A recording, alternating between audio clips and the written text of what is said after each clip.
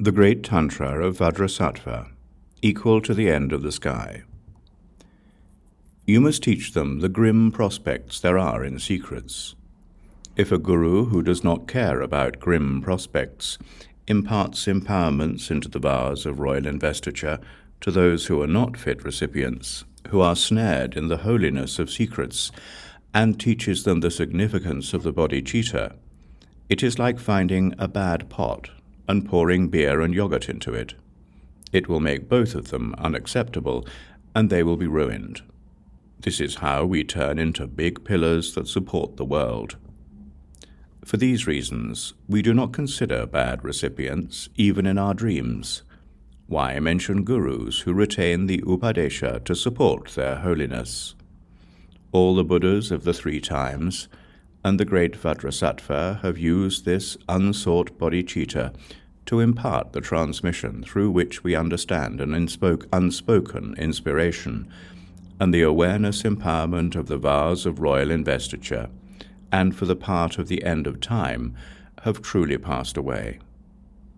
A Vajra Guru who has the transmission imparts the empowerment of the vase of royal investiture on respectful students who are fit to receive it.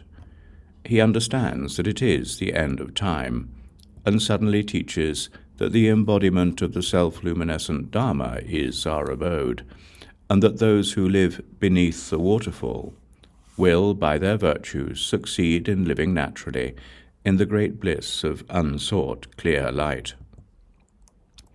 So it is that a person who has received the empowerment totally liberates themselves from the waters of searching, blazes in the light of self-luminescent awareness, attains the king of empowerments, awareness, and has a fortune equal to Vajrasattva's.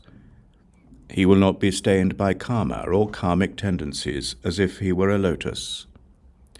As with the space of the clear sky, we are confident in this magnificent wisdom that does not cling. We enter the space of self-luminescent wisdom, and light rays like the sun's shine for us. So he spoke. From the Great Tantra equal to the end of the sky, this is the 14th chapter. The countenance of wisdom teaches on the vase of royal investiture.